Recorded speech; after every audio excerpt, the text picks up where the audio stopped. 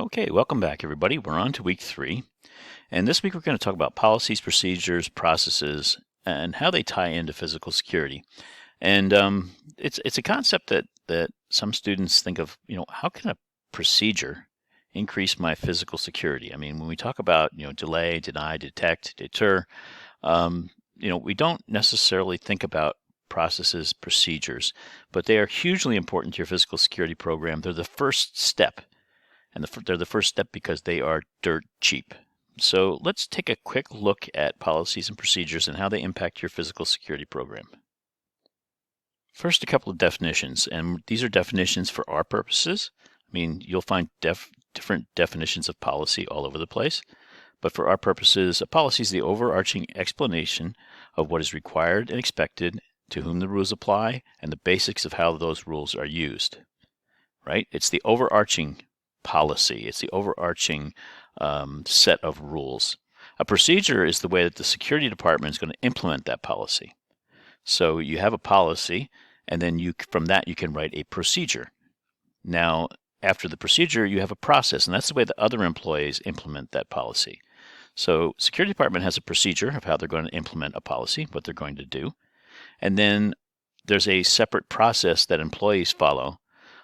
And sometimes that process is not written out. They just refer back to the policy. But there are 3 distinct different parts here. A policy, that overarching, and we'll put it in terms of law, and we'll talk about the difference between policy and law. But let's put it in terms of a policy is a law that says you can't run a stop sign.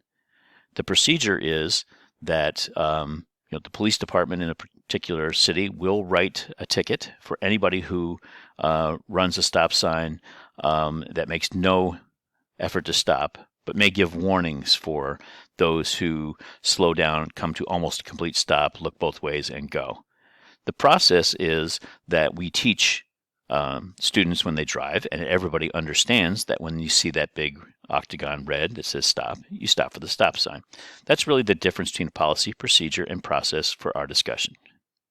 Now, right after I give that example, I'm going to tell you that policies are different than laws, but I think you know that. A law is really a form of policy. It's a form of public policy. And you can get laws from criminal laws, civil and infractions like traffic laws, common and case law, right? If a court finds and makes a decision on something, that becomes precedent, and other courts, lower courts, must abide by that, so that becomes common law. And there are administrative laws all over the place, things like the IRS telling you must file your taxes by April 15th. That's an administrative law. It's made by part of the executive branch, the IRS, and there are tons of those out there, especially, and we'll talk about those a little bit during the course, I'm sure. But if you think of company policies are like private administrative laws. They are the private laws that a company sets forth for their own employees and themselves to abide by. And both laws and policies come with some punishment for noncompliance. Now, the punishments are different. I will not put you in jail for violating a policy. If you steal in the workplace and I make a complaint and you go to jail, you are jailed for a crime, an infraction of law, right? But when it comes to policies, normally there is punishment, which may include termination or suspension from the job, or a change in your job duties, or anything like that. But both policies and laws have some form of punishment. Both need to be written and supported, and written for sure. You cannot say, I'm sorry, but you didn't show your badge to the guard, and we're gonna have to report you to HR if you don't have a policy that says that you need to show your badge to the guard on request. It needs to be written, just like laws need to be written, and they need to be supported, and we'll talk a little bit about what support means. One more piece of the policy and law discussion really I want to make sure I hit home on, and that is people that think that if you violate law, your punishment will always be more severe than if you violate a company policy. And I'd like to put that in a little bit of perspective. If I run a stop sign out in the general public, I may get a ticket, and that ticket may cost me $100 as a fine, and I may get 3 points. In the state of Michigan, we go on a point system. I'm sure Pennsylvania is somewhat similar. I'll get 3 points against my license if I get 9 points in I think it's a 2-year period. I'm not real clear on what it is because I don't drive that much and I don't get tickets. But I think you understand that you pay a fine, and you will get a certain number of demerits, if you will, against your driver's license. And if you get too many demerits, you don't drive anymore. If you run a stop sign on private property owned by a corporation, and that corporation has a policy about traffic on site, because cops won't come and write a ticket if you run a stop sign on private property. If you run a stop sign at the mall and it's on the mall's property, not a public roadway, police will not come and write a ticket for that, right? So think about a big factory where you have lots of roads going around, you have a stop sign, and you continue to run stop signs. I can't fine you, and I can't put demerits against your license because it's not a public roadway. If I indeed have a policy, however, that says that you must obey all traffic laws, and not doing so could result in disciplinary action up to and including termination, after a certain number of times running the stop sign and being warned, you'll likely be terminated from your job. Now, let's just say that you are out of work for, not unusually out of work for 6 months in the economy today. And let's just say your job paid $50,000 per year. Your fine for running stop signs for me was not $100, it was $25,000. So don't always think about legal penalties being higher than private penalties, if you will, for violating security policies. Always remember that the loss of employment will always, from a monetary standpoint, and from a quality of life standpoint, cost more than the fines that are handed out by public law enforcement. But why do policies matter at all, right? Well, we need rules, and we need rules about our physical security measures and how they're to be used by employees and by visitors. Okay, we put all these controls in place, and if nobody obeys them, they are pretty much worthless, right? We need to ensure employees understand their responsibilities. It is only fair that if we are going to potentially punish somebody, or if we don't want them to do something, that we tell them that. We tell them that in advance, we tell them in writing, and we make sure it's in language they can understand. Policy really provides a contract between management and employees and how they engage each other, right? We tell employees in an employee handbook that you cannot sexually harass other employees, right? And if they do that, they understand that they will likely be if it is proven that they have done that, they will likely be terminated, and that they may get a bad reference from a company, although that's not done very much anymore, but it could happen. That contract, everybody understands what happens if you do A, B will result, and that contract is extremely important, and policies really form that contract. And policies, especially when they're written, need to be endorsed, right? That is that approval of leadership. So you write a policy on running stop signs, and you take it to HR and your legal department and your leadership, your executive level at your particular location, to say, this is the policy that I want to enforce. It is, for this reason, we think from a safety perspective, from an order perspective, we ought to have traffic rules on the property. Police will not come and enforce it on private property, so we need to have our own. And you get what's called the thumbprint rule. You want as many thumbprints on that policy as possible. You want as many endorsements. That way, when someone does violate it and you come to leadership, to HR, to other management to say someone has violated policy, they don't question the policy. They've already endorsed the policy. So when you write policy, you want to get as many thumbprints on it. You'll hear that saying in business, get as many thumbprints as you can on this. We call it the thumbprint rule. It is your way of making sure that everybody has endorsed that policy and everybody is in lockstep and is going to help you enforce it when someone violates the policy. So how does this all fit with physical security? Well, there's a couple of things. If you have policies and your employee base is aware of the policies, aware of what might happen if they violate the policies, and those are physical security related policies, then you have a workforce multiplier. If you have a guard force, let's just say you have a facility where you have 1,000 employees, big factory, right? 1,000 employees. That's a good sized factory. You likely have a security department, including all the guards. If you have a 24/7 operation, you're going to have no more than 30 people on that roster.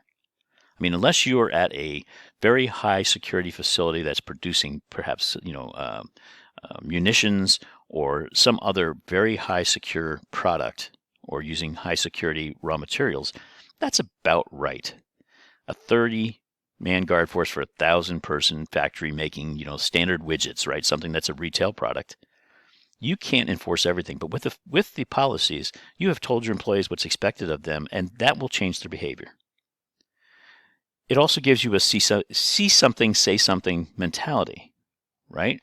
If indeed employees understand that there is a policy against running stop signs, I'll keep using that one because I think it works, on the premises, right? They will more than likely come to you if someone continually runs a stop sign and puts others at harm. If they know that policy exists, they will use that policy.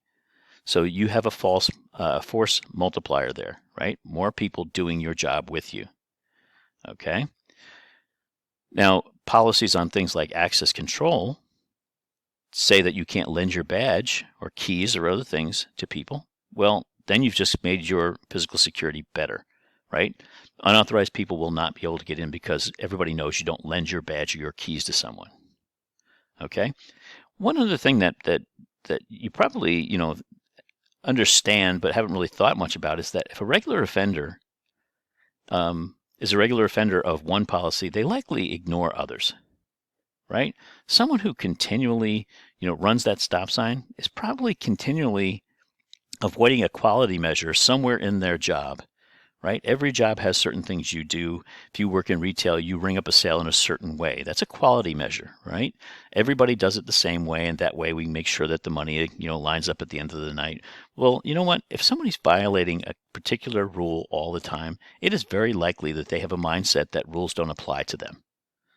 And so when someone offends in one respect, they're likely doing it in others. So with physical security, if they're violating your physical security policy, they're probably violating some other policy, probably a quality one, and it is affecting your product. The big thing is that a good physical security program requires order. It has to be an environment of order. You have to be able to count on things happening in a certain way, because in physical security, you're reacting to anomalies, right? How do you know what a threat is if everything is always in disorder? Then everything becomes a threat. So you need that environment of order, and rules and policies, procedures, processes even help you keep that order. And you can emphasize policies by associated reminders. And these are the cheap end of physical security that everybody seems to kind of forget about. They do it as an afterthought. Maybe we ought to do it this way. But let me tell you, let's just look at some signage, and you tell me if they will impact people's compliance with physical security. So each of these signs, and these are very common signs that you would see, all talk about a particular security policy. A policy that you use video surveillance for the protection and safety of people. A policy that doors are alarmed. You're using an alarm system on your facility. An electric fence. Perimeter is alarmed. Perimeter is patrolled. Guard dog on patrol, right? Thieves will be prosecuted. These are all indicators of a policy in place. Thieves will be prosecuted tells anyone who steals that indeed your policy is not to warn thieves, not to ignore thieves, but your policy is to call the police and to push for full prosecution. So signs are have a huge impact on physical security because they tell people that you have policies in place and what you intend to do.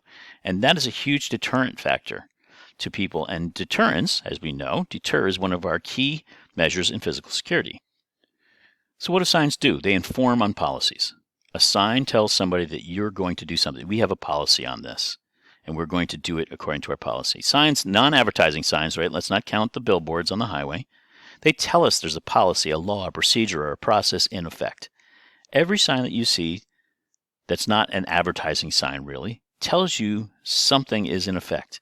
A sign that says, "Welcome to Slippery Rock" at the city limit or the borough limit tells you that now the policies, laws, procedures, and processes of that borough are in effect, which may be different from the one you just left.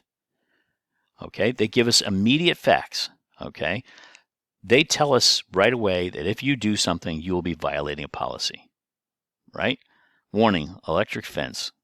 They're telling you that we protect our perimeter, we do it seriously, and not only will you be violating our policy, but you're going to be a human grilled cheese sandwich in a minute, right? So they really do inform you. They're an important part of physical security because they either prevent violations of your physical security rules, right? Warning, guard dog on patrol. Don't climb the fence and come in here, right? So they're going to prevent it. or they're going to inform you that the policy is being ignored. When you find somebody inside that fence where it says guard dog, you know darn well that they wanted to come in there for a very serious reason, probably to do you harm. Same thing with running the stop sign, right? The sign either prevents violations or it tells you that people just don't care. There's really no middle ground on it, right? So signage is very important because it's both a delineation of this is what we'll do, so please don't do it. And if the person violates the sign, it's the person telling you, I purposely violated your policy, therefore I am indeed a threat to you. So workforces are full of policies. There's policies on pay and benefits, right? Any of you, I'm sure all of you have held a job at one point and probably still do. Your company has a policy on pay. Your pay will be X, and you'll be paid every other Thursday, and we will take your taxes that are required by law to come out of your pay. There may be a pay policy on what happens if the workplace is closed due to inclement weather. Some places will pay you. If we close the facility because of weather, you couldn't help it, we're going to pay you for that day. Others are you strictly get paid for the hours you work, and if you work at the mall and the mall is closed due to weather, right? Nobody can get there, they close the mall. You're not getting paid for that day. That's all part of your pay policy. Benefit policies the same way. Almost every business, and in fact any business that doesn't have it isn't a business at all, will have safety and security policies of some kind. The safety policy will be, what protective equipment do you need to wear? How do you clean up a work area? What happens when you need to use tools for cutting? So hot work permits, things like that. Security policies, again, security policy may simply be at a small company that you will wear your company ID when you meet with customers. Right? If you have a landscaping business, the security policy could simply say that you don't enter customers' residences ever. Right? So you're out there and you're mowing the lawn and you need to use the restroom. Well, you get in the truck and you drive to the nearest gas station because our security policy says that you don't go into customers' homes. And the reason is we don't want the customer to come back and say your landscaper came in, I allowed them to use the restroom at the house, and when I went into the medicine cabinet, my oxycodone was missing. Right? So the security policy may say we just don't do that. There are certainly other conduct policies, right? How you conduct yourself in the workplace. Could be a dress code, could be a way that you interact with each other, right? Could be that there'll be no discussions of politics or religion in the workplace, right? There are policies out there like that. They're being challenged, but there are policies. How you use social media, whether or not you're allowed to use company computers for personal issues, company copiers, things like that. Certainly there are policies on scheduling. Right? If you're on the schedule and you're expected to work and you can't work a particular day, I'm sure that places have a policy that says you need 24 hours or 48 hours notice for a change in the schedule.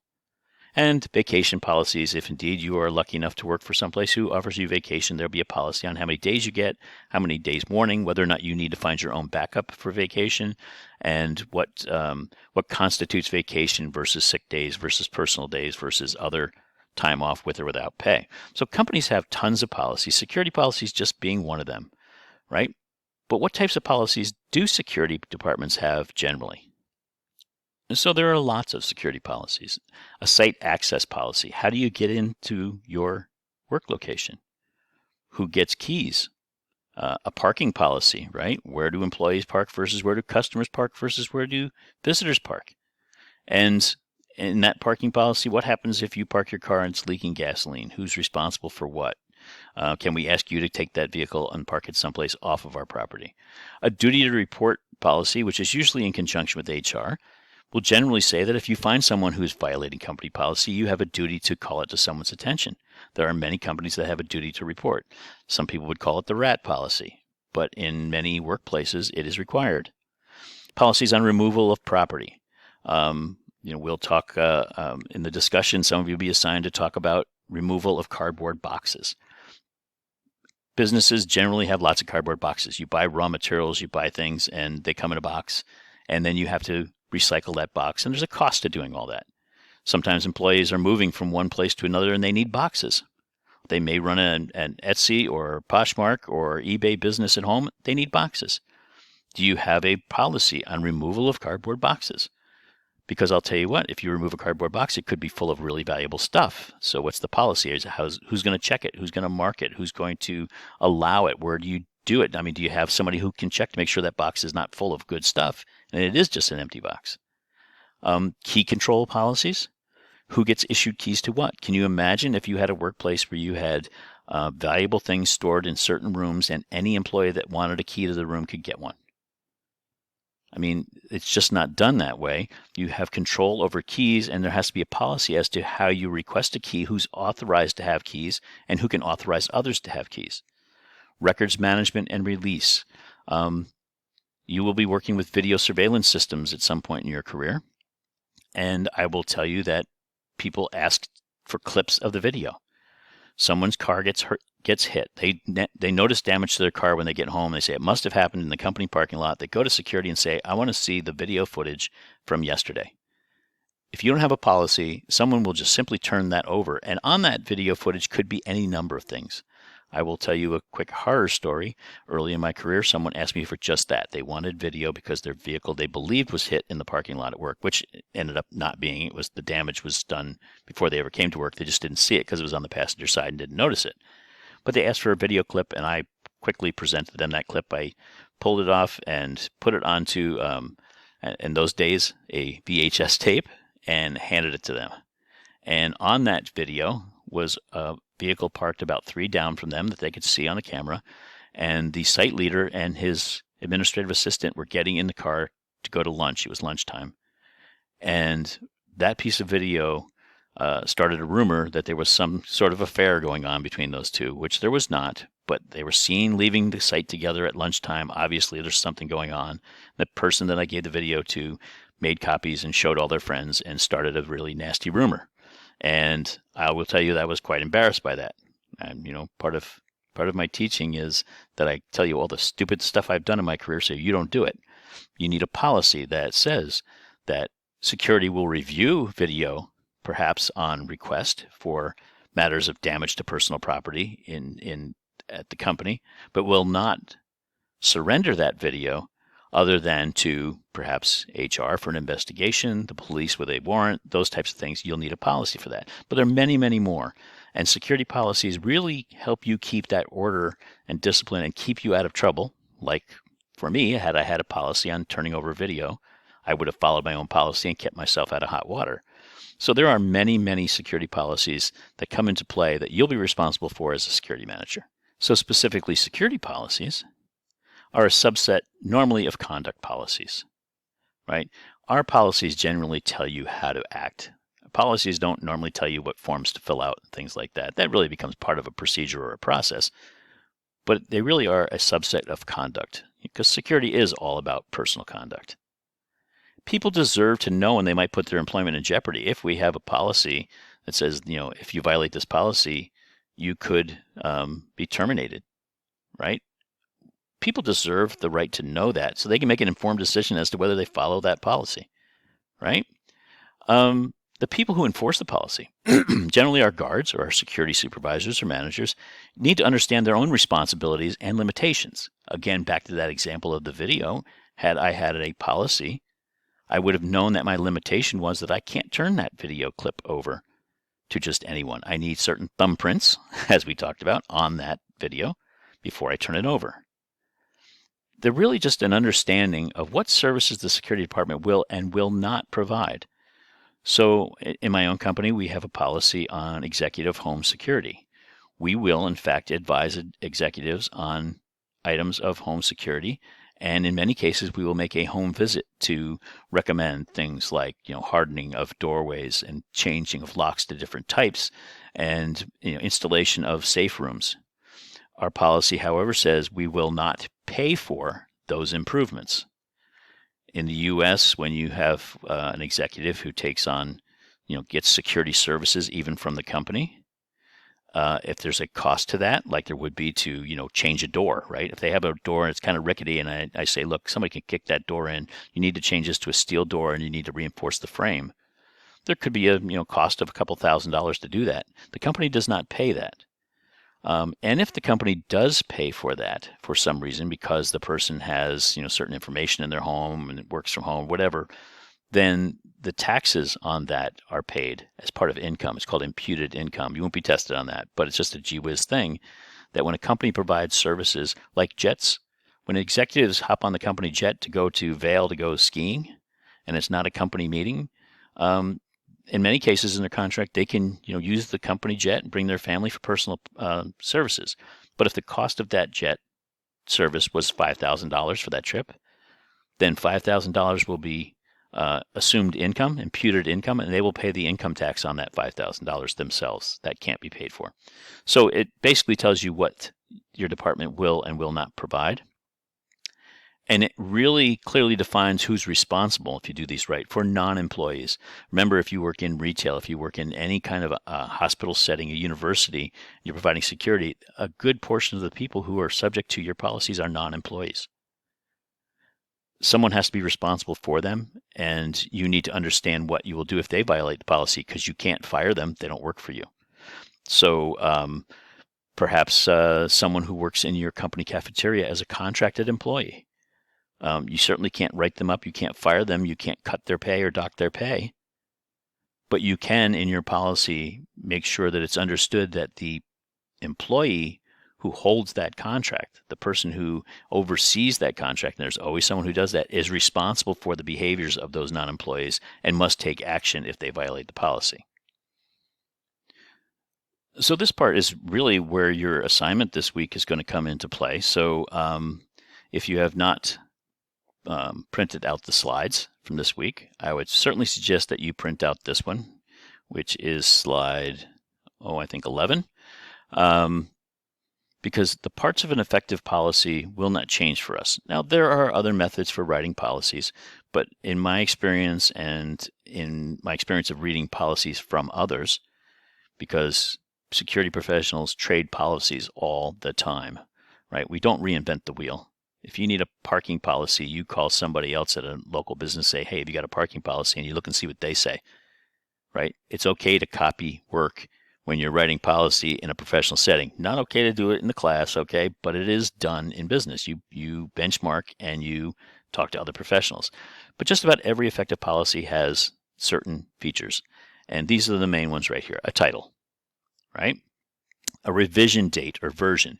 You put the date when the policy was when it was written and when it was last updated, because you need to understand which policy's in effect. Policies change over time. And if you don't have a revision date on there or a version, this is version 2 written on, the original policy was written on January 1st of 2020. Reviewed, revised January 1st of 2021, right? Version 2. Then you know what the most up-to-date policy is, and everybody's reading off the same one. Somebody's not pulling out an old policy on you saying, well, this is the policy. No, the version is, the most recent one is here. You have to have a responsible department and or person, and you do that by title, right? The person responsible for this policy is the security manager of ABC Company. You don't say the person responsible for this policy is John Smith. John Smith hits the lottery, John Smith gets schmucked by a bus, John Smith is gone either way, right? He's not sticking around. Now you need to go and change all your policies. Do it by title, right? The person responsible for this policy and its upkeep is human resources, or is the security department, is the security manager. Do it by department or title. The purpose of the policy, very simple. And you'll see some examples of that. The purpose of the policy is to ensure the safety of, employees and their guests while on the premises. The purpose of this policy is to ensure that only persons who can access our facility, only people who have authorized need to access our facilities do so. The purpose basically just tells you why you're writing the policy. The scope. Scope is who does it apply to? The scope of this policy is all employees of ABC companies and visitors under the control. All employees of ABC company and visitors and contractors under their control. All employees of ABC company and their families while visiting, right? I mean, there could be any, it basically tells you who the policy applies to. And normally that is a pretty broad statement. You include all employees and their guests and their contractors under their control, right? Then there's the content, the body, and that is what is the policy itself. Policy says that you must use your badge, your own badge, to access readers to enter the facility. Number 2, you may not lend your badge to other people or use the badge of anyone else. Number 3, the badge is the property of the company and must be surrendered at any time requested by security management or other employee. Number 4, the badge must be surrendered upon termination of employment. Number 5, if the badge is lost or stolen, you must report it to wherever, right? That's the rules themselves. You have to have a consequence of noncompliance, and this is where people get really off track. If you do this, you will be fired. So let me tell you something. A security manager cannot fire people unless, and even then, if they're direct employees who report to that security manager, and even then it's hairy. We don't fire people.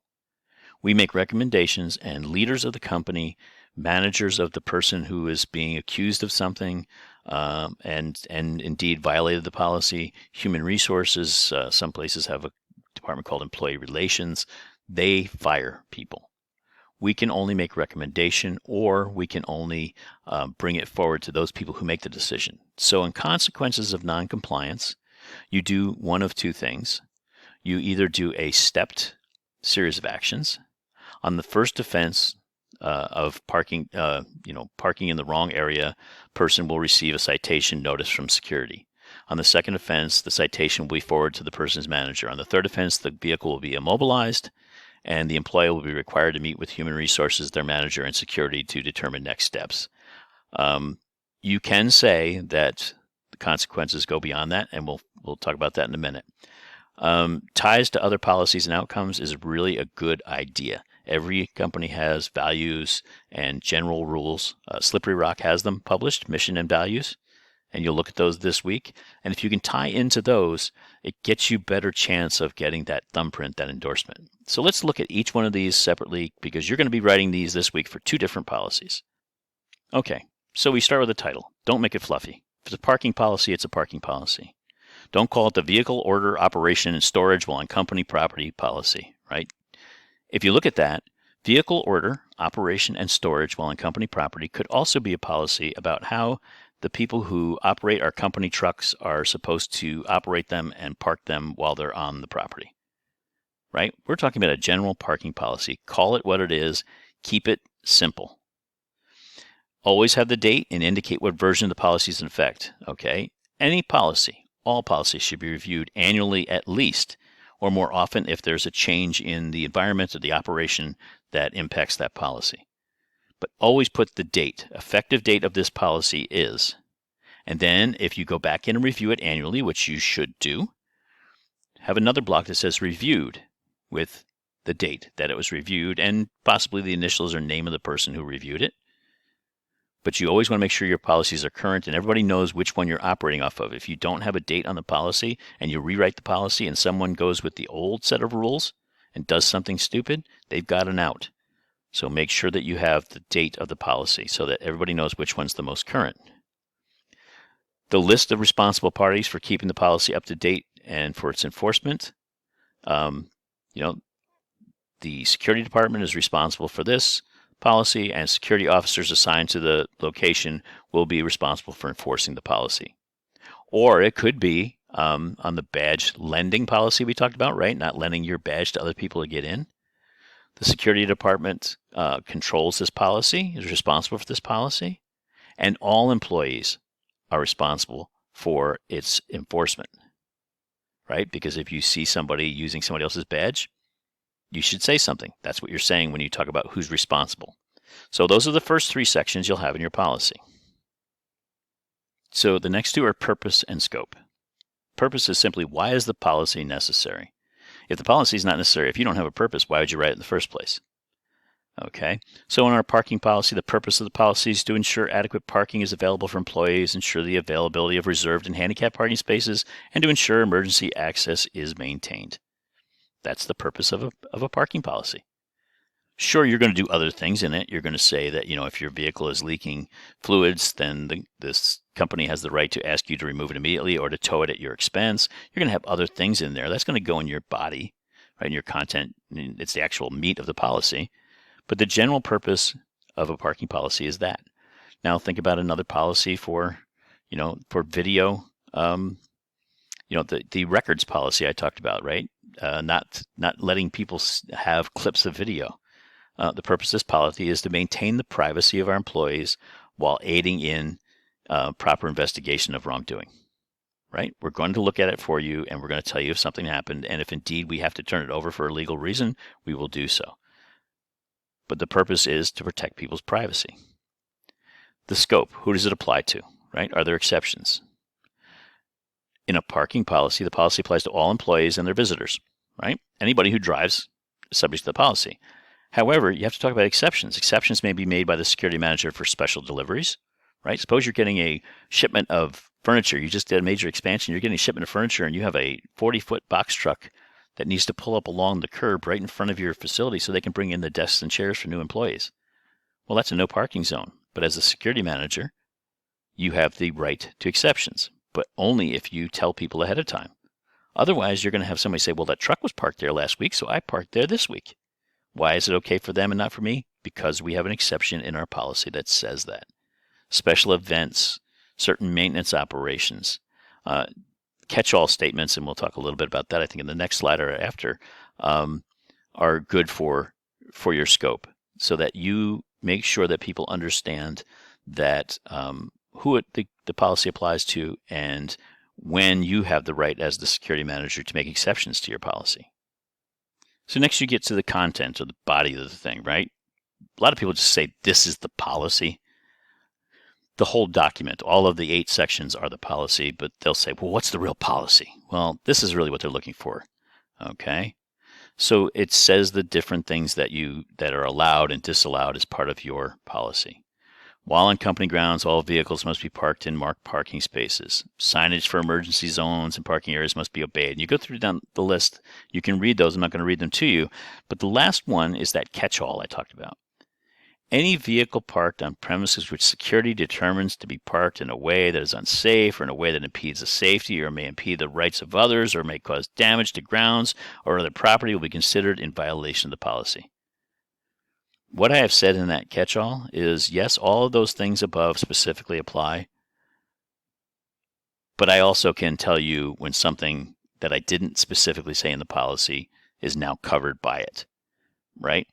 No one says in a policy for parking that you can't park your 747 in a parking space in the parking lot.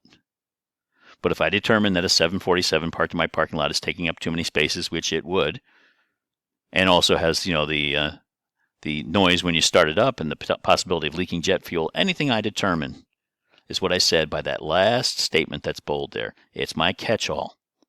And in your policies, you need to have a bit of a catch-all in every policy that says, or other factors as determined by the owner of the policy, so that you have the right, if necessary, because employees will take you to the extreme, right?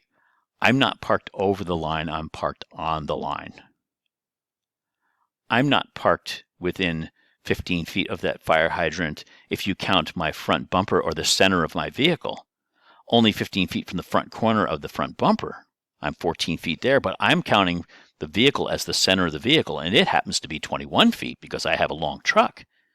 They will try that garbage with you, that last catch-all. And this isn't just for parking. It really should be for any policy you write. Have something in there that says that you have the right to make the determination of what is right and what is wrong, if necessary. And you have to relate it to the policy. But as you saw in the way that I worded this one, is that basically, okay, here are the things that you need to know. And by the way, if something is just silly, and I didn't mention it above, I'm going to call it silly, and we're still going to make it a violation of the policy. So actions for noncompliance. And this is where security managers get themselves into trouble because they say if someone violates this policy, they will be terminated. So we have we have a traffic policy, and someone runs a stop sign 3 times. We say on the 3rd offense, you will be terminated. Okay? We have 2 employees. One of them works the line. He's a manufacturing person. He's in a job that would be generally considered to be relatively low skill. It's not a specialized manufacturing. They are simply putting a part in a slot, and that part gets stamped and it goes down the line. That's all they do all day. I can't imagine working in a job like that. In fact, well, I can imagine because I did it when I was in my teens, and that's why I went to school. But can you imagine doing that? That person runs a stop sign 3 times, and the security manager and the safety manager and HR and that person's boss get together and they say, look, this person is, they blow by through that stop sign. They almost ran over people twice. We've warned them before. They're going to be terminated. And in your policy, you said you will be terminated, and you were right. Okay, let's make that the CEO of the company. And he runs the stop sign 3 times. First time he blew through it, and somebody mentioned it to him. Next 2 times, he rolled it. He kind of looked, but he rolled the stop sign. In your policy, you're saying the 3rd time you roll that stop sign and get caught, you're going to be terminated. Good luck with that, because it's not going to happen. 2 things. Hierarchies in the workplace, whether we like it or not, there are rules based on hierarchies in workplaces, right? And make no bones, if you say someone will be terminated and they're not, your policy really just got shot, right? There's no recovering from that. So what you do is you say that the policy violation may result in termination, up to actions up to and including termination. Or you have an action model that says on the 1st offense, this will happen, 2nd offense, that, 3rd offense, this, subsequent offenses get referred to people who will make a decision, right?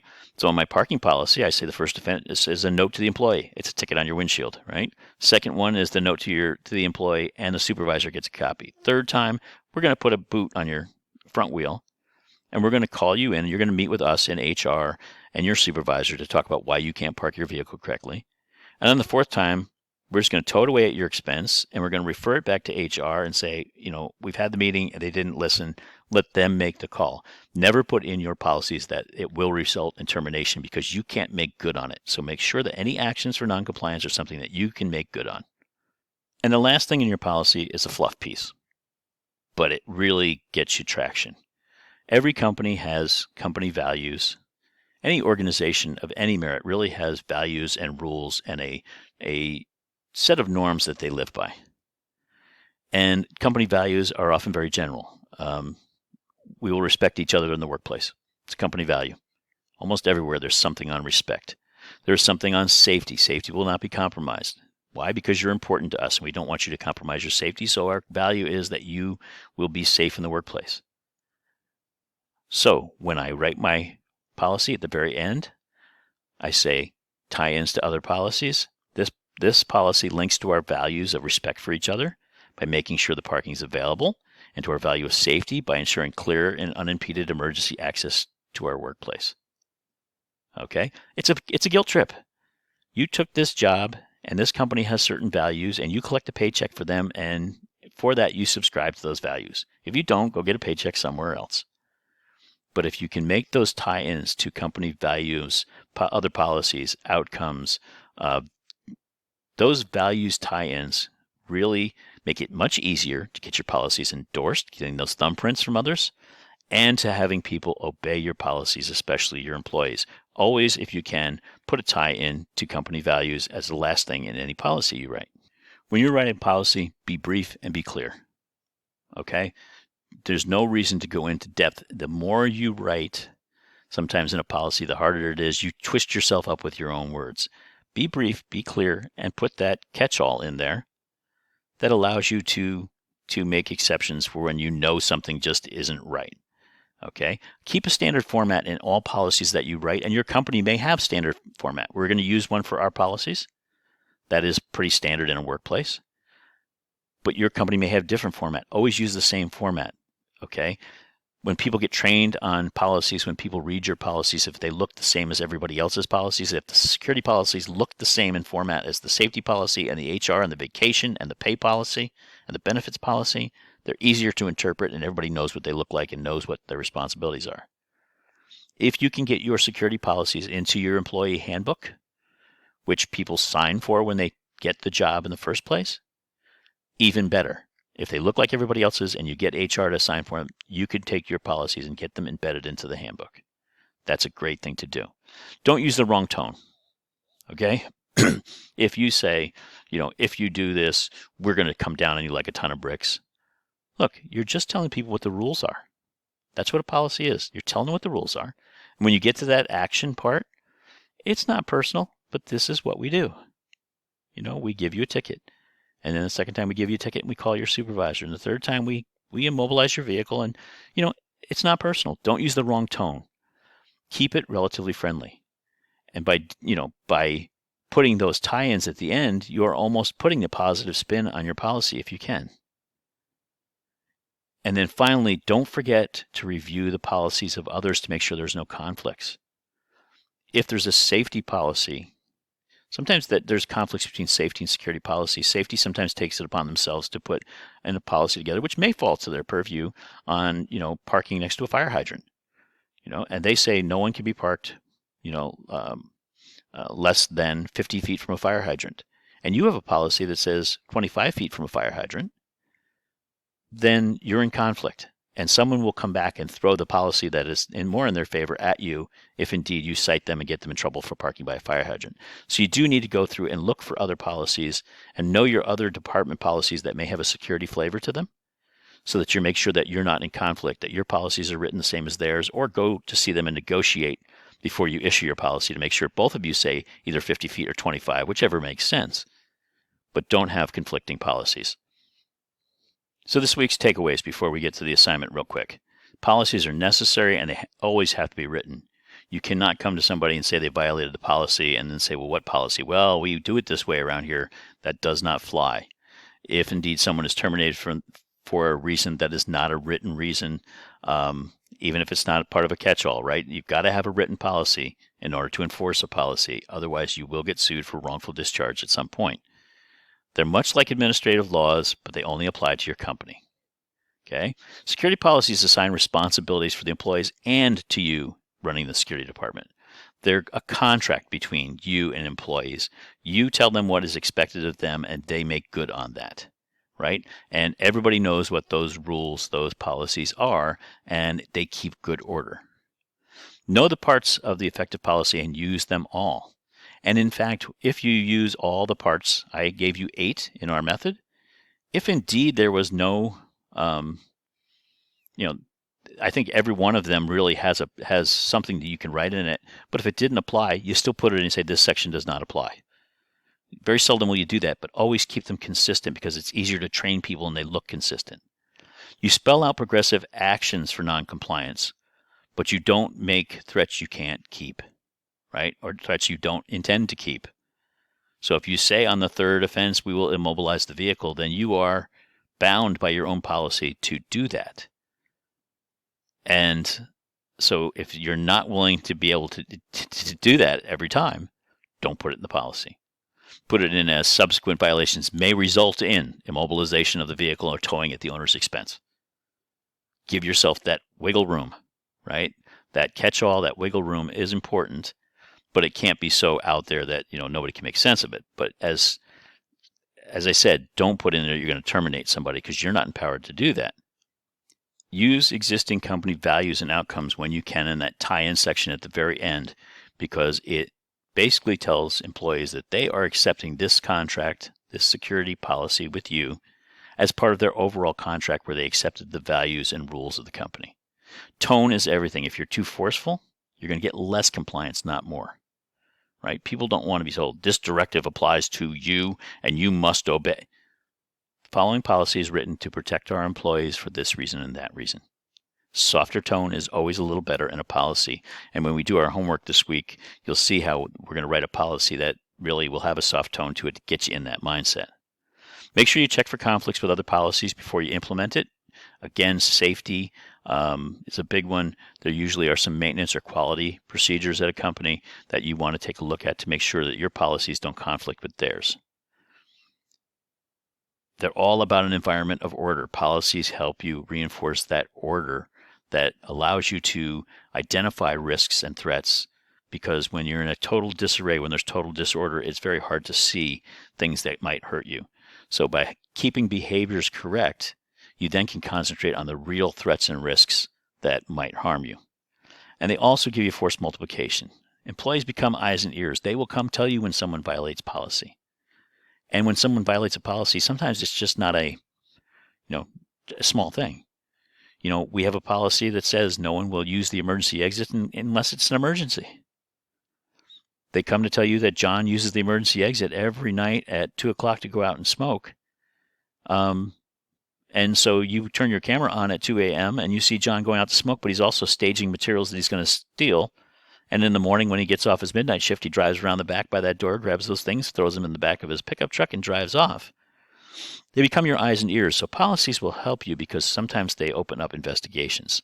So policies are important to you. Make sure you use them to your advantage and to the advantage of your physical security program. So this week, there's no reading assigned, and the lecture is done. Right, we're 50 minutes in, went a little long, I apologize. You're going to write 2 policies this week. The first one's kind of a silly one. Then you're going to write a security one using the same format. Okay, practice with the first one, and the second one's going to become much easier. It will also help you set the tone, the same smile on your face you're writing the first one with, you should have when you write the second one. Okay. There are a list of policies that you will write, and they will be based on the first letter of your last name. So I think there's A through E. We'll write about this policy, and F through whatever, we'll write about that policy. Okay. Use the 8-part method. It's not slide 8, by the way. It is slide 11, and I will go in and change that as we speak. But if you printed out your slides, you know where it is. Okay. In the discussion board, it gives you the letters, right? You're going to write your first policy. If your last name is Anderson, then you go to A and you write, what policy applies to A for the first one and which one applies for the second one, right? It's pretty basic stuff. Your initial post is part 1, which will be the silly policy, as I call it. And then you're going to respond to your own post to do part 2. You don't have any responses due for others, but read a few of them, please, because I think you'll see that there are differences in the way people write policies, and you may decide to change yours slightly, or there may be something in there you didn't think about when you wrote your policy. At least look at those that are written on the same policies you wrote about. And I just have fun reading the first set because I think some of you guys are pretty creative. But there are no responses due to others this week. But I encourage you to just read a few, especially those that are similar to yours, to see if you might have missed something so you can learn from it. Also coming out this week will be the aerial view of a proposed warehouse that you're going to secure. I was going to send it out this week, but I changed my mind on the warehouse. I liked it better. There was another layout that I just liked better, especially with some of the changes I'll throw at you as we go forward. And we're going to start on the perimeter in week 4. Once we understand that policy and procedure can help us physically secure our building, get employee and known people's behaviors in line in an orderly fashion, then we can really look for the anomalies, the threats and risks that might hurt us, because we know how our employees should be acting. So now we're looking for really the important stuff. We got those in check. So in week 4, we're going to start on the perimeter, and then we're going to work our way into the building over time to work on the different systems and processes we'll use to secure the building. Everybody should have some color pencils by now. Again, I think 8 colors should be plenty. And for the first ones on the outside, you're going to use a standard gray pencil anyway. Only one of you has contacted me, say you don't have access to a color scanner. And I've made arrangements with that student to how to turn in their work. But I need to know that. And if you have not contacted me, I will assume that I will get scanned copies. I'm still looking at an interior design for our warehouse, and that's a bit of realism for you. Somebody tells you got to design security for the interior of a warehouse, but they haven't designed it yet. I had one from last year. I may use that one. I may use a different one. But right now we're going to concentrate on the outside in week 4, and then we won't move inside really until week 5. In fact, week 5 we'll be talking about locks. So you'll get the drawing, the aerial of the outside this week just to take a look at, to get a feel for what we're going to do. And then the next week you'll look at the interior. And also next week, I will issue a very simple risk and threat assessment. Remember, I'm going to issue risks and threats. You're going to then look at vulnerabilities and then determine what physical security things that you learn about in the class you could add to take those vulnerabilities out. It'll be a very simple risk and threat assessment. It's not going to be an in-depth one. I know several of you have studied risk and threat assessments, and especially in the Homeland side, there are very unique formats and strict formats for those. This is simply going to list the various risks and assets that we will hold in the building, and what might threaten those and what might bite us, right? So that we can plan our warehouse. Office hours, Wednesday 6 to 8, Saturday 9 to 11. I purposely make nighttime and weekend office hours because I was told in previous classes that's when you do most of your work. I'm going to open a Zoom meeting on Wednesday from 6 to 7 or so. I'll shoot you that meeting number. If you just want to drop by, that's fine. If not, that's fine too. I'll be sitting here doing other work, and I'll just leave the Zoom meeting open in case you need to ask me anything. Don't forget to check the due dates. The first post is due Wednesday at midnight. The second one is due Sunday at midnight. If you don't turn in the first one, you can't get any credit for the second one. You need to make sure you meet the due dates for this class.